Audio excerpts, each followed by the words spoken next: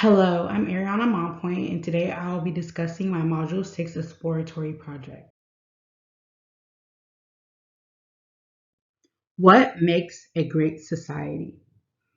Having access to an affordable education, being able to access health with insurance or without it, being able to have equal say in your government, having a social structure that is stable arrangements of institutions whereby human beings in a society interact and live together. Labor, being able to apply for a job and make money to provide for yourself and your family. And last, having the right to freely express your beliefs and traditions through your culture. Today, I will be comparing and contrasting the expectation and assumptions of medieval times, expectations of 21st century Americans, how people in both time periods image what their choices were, what they believe the 21st century Americans would be able to accomplish in life. Medieval times. The majority of people living during the Middle Ages lived in the country and worked as farmers.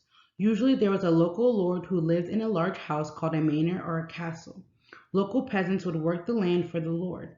The peasants were called the lord's billions, which was like being described as their servant. They lived in houses that were constructed of stone or of branches covered with mud and straw. The roofs were thatched. There were generally two rooms in the home. The rooms had dirt floors and a few furnishing in the common rooms, such as stools, tables, chairs, and chests. 21st century America. The beginning of the 21st century has been marked by the rise of a global economy. We have politics.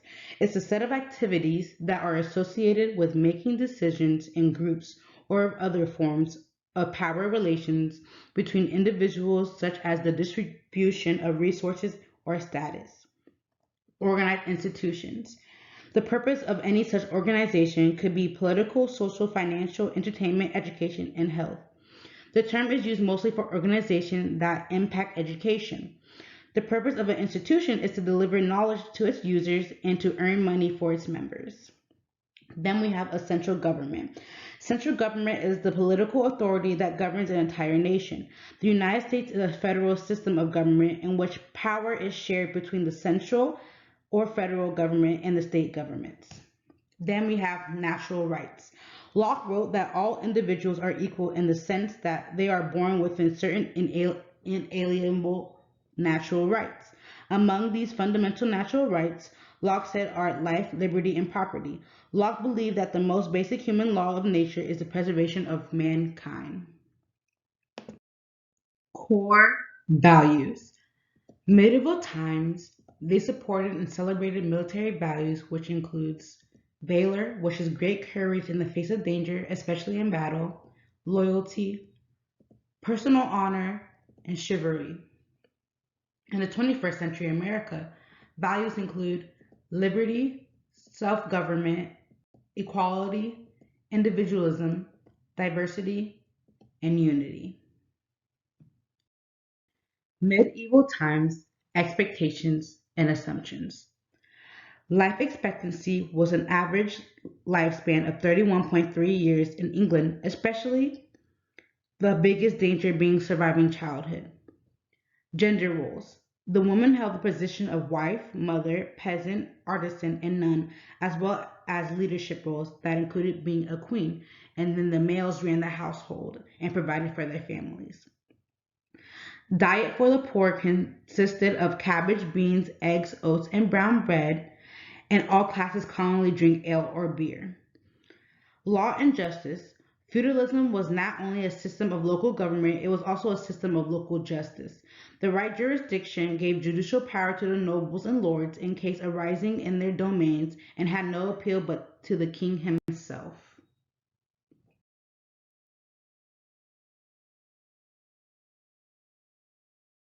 Comparing and contrasting medieval times and 21st century America. In medieval times, the government was a feudal system. This means they divide people into classes, which was also considered a monarchy. And also, they were altered by the power of the church. Government in the 21st century America, everyone is considered equal, both men and women. Religion and government are not mixed, and they held elections to vote for their government, Senate, and House of Representatives, and etc. Socially, peasants took up 90% of the population. They were treated like slaves and have no say in the government, power lies in the hand of a few. In 21st century America, we have a no-class system, and if you're over the age of 18, you're able to have a say in the government. The economy. Peasants were known to be poor. Kings and nobles were wealthy and owned all the land. Peasants were self-sufficient since they had to grow their own food and take care of their own livestock. The economy. In the 21st century America, the average people have their own money and are not poor to the point where they will starve. People also worked for companies and got paid, which they use that money to get the supplies they need. Comparing and contrasting medieval times versus 21st century America. In the Middle Ages, it was fully feudal. The common people obeyed the order of the local lord or perhaps the rulers of the city they were living in. Today, while the common people still obey orders, the way of choosing their leaders have changed. In many places, elections chose leaders. The Middle Ages period saw the rise of many civilizations whose influences is still perceptible today. The beginnings of nations, empires, and most religious practices today. Some of the things we utilize today include organized agriculture, trade, and organized warfare are but a few of these influences. To wrap up, a great society includes many factors such as education, social structure, government, and labor, and etc. Both time periods have core values that were practiced in society. Both have expectation and assumption from the outside world. Medieval time in the 21st century America. Medieval times influenced 21st century America in many ways and helped make our society the way it is today, just with some modifications. And to complete it all, these are my references.